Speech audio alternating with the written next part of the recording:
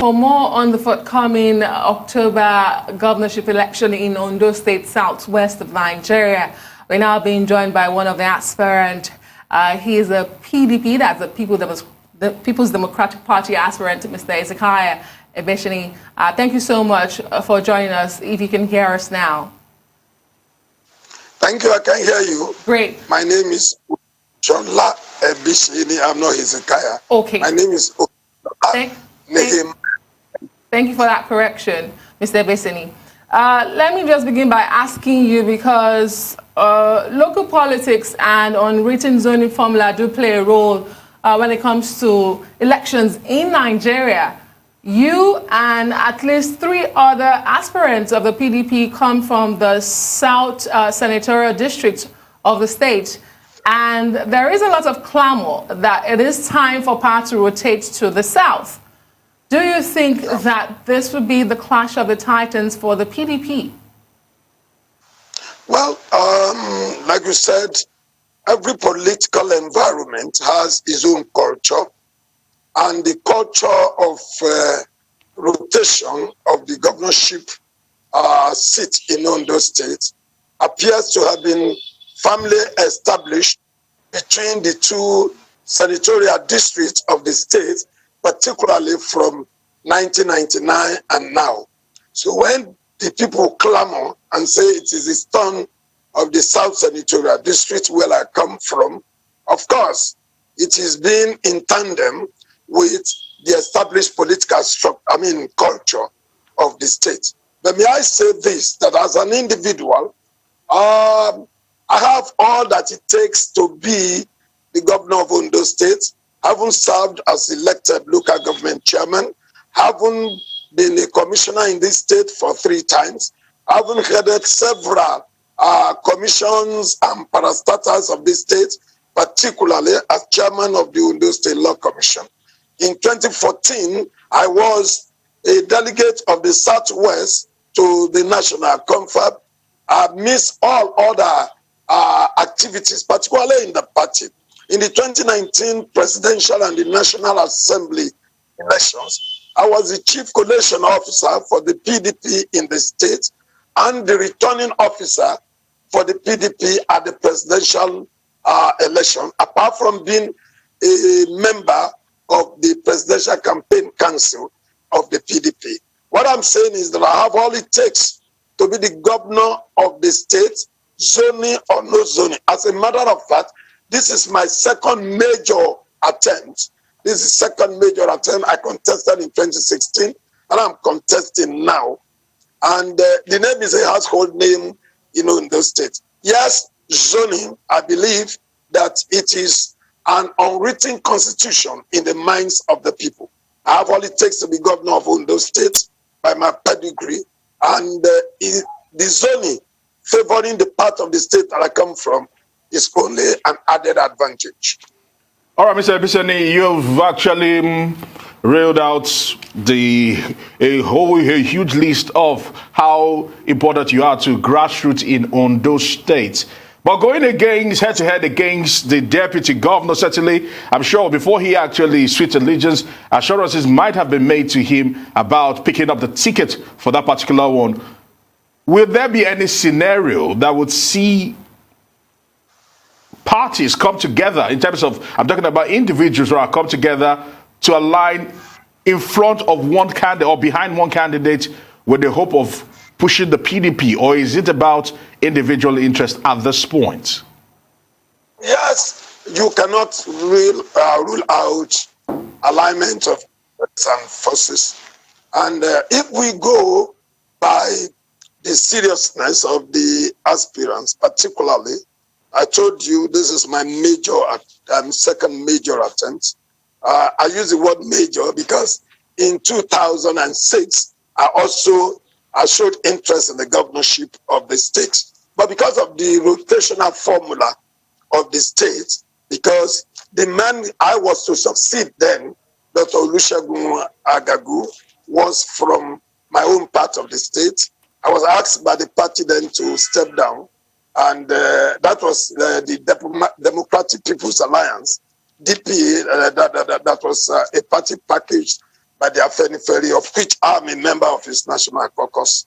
I was then asked to pick the deputy governorship position. Therefore, if there is any agreement to align behind any candidate in the state, I'm sure everybody will agree to align behind Shola Ebiseni as the candidate of the PDP. Very hopeful. Mr. Ebiseni, what do you expect from the July 22nd primaries of your party? Is this going to be a hitch-free conduct? Well,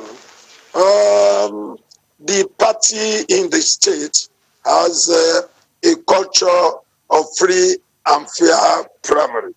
Like I told you, in 2019, I contested. I wanted to go to the Senate. And at the end of the day, the party leader said, yes, a man has come from your local government. Because the issue of zoning is strictly followed in Ondo State. Senator Inlawo, between 2007 and 2011 or thereabout, from my own local government, was in the Senate. So the party delegates came up and said, yes, it couldn't be our turn. And I look at that election, it was free, it was fair. So many big wigs too in the party contested and lost that ticket. The deputy chairman of the party contested, I think, House of Reps in his own area. He lost. And I looking at it, I felt that yes, it was free and fair. And I was later called upon by the party, even in the election where the party denied me the ticket. I was called upon to supervise the election for the PDP as the chief collation officer for the state and the returning officer. I took it in good faith because I knew it was free and fair. I have no doubt in my mind that from what I saw at the national headquarters of the party when we went for screening, and the way every aspirant was taken up without favor, and from what I can see, even in the committee of the party at the state level, I have no doubt in my mind that it's going to be a level playground for everybody, at the end of which Shola Ebiseni will emerge as the candidate of the PDP. All right, Mr. Ebiseni, let's now look at what is happening, the crisis rocking on Ondo State. We know that there are impeachment moves being made by the legislature to oust the deputy governor. What do you make of the wrangling between Rotimi Akeredolu and Agbola Ajayi at the moment? Well,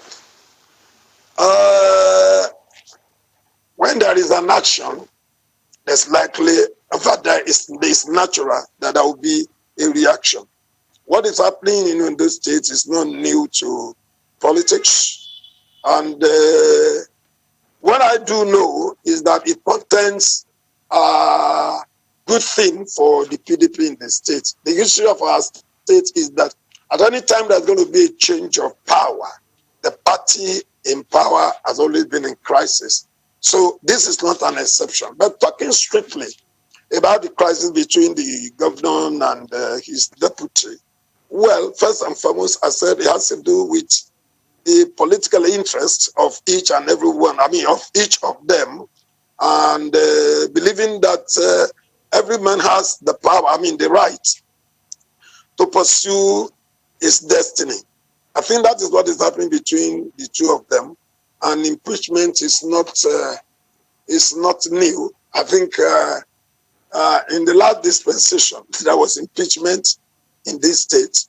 So all of what is happening now are not new to politics. At the end of the day, let's see how it goes. I know you're very optimistic about being the standard flag bearer of your party, but I do like to ask aspirants and politicians this question. What would you do should you not emerge? What will I do? Yes. What happens if you do not emerge as the candidate for the party? Oh, well, I told you that it's not the first time I'm contesting an election. And I've learned that every game there's going to be a winner. I have done my homework. I have put in place all that I feel is necessary to put in place to win the election. Whatever any man does, the final stamp of authority rests with God Almighty. I will do all that is humanly possible to pursue this and leave the rest for God to decide. And I have no doubt in my mind that this time around, the delegates that I have approached at some times in the past, I found the favor of God among them and emerge as the candidates of the party. Whatever happens, to God be the glory.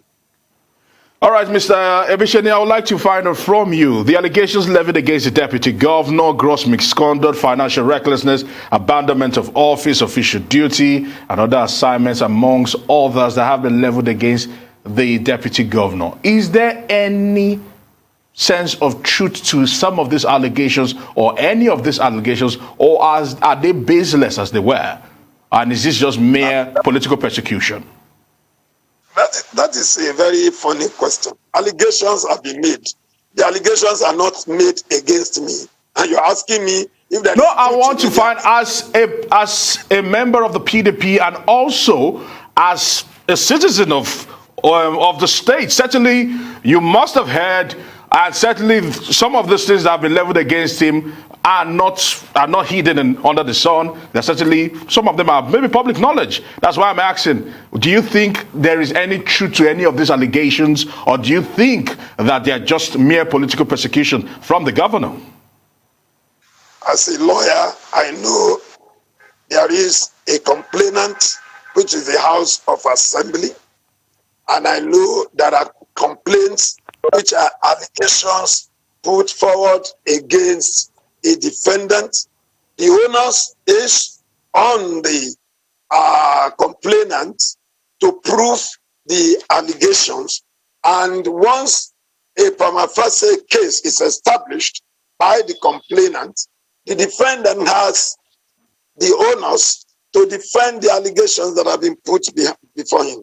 Unfortunately, I am neither of the parties. I'm neither the complainant nor the defendant in this case. I do not know how I stand in the position to comment on the truthfulness or otherwise of the allegations.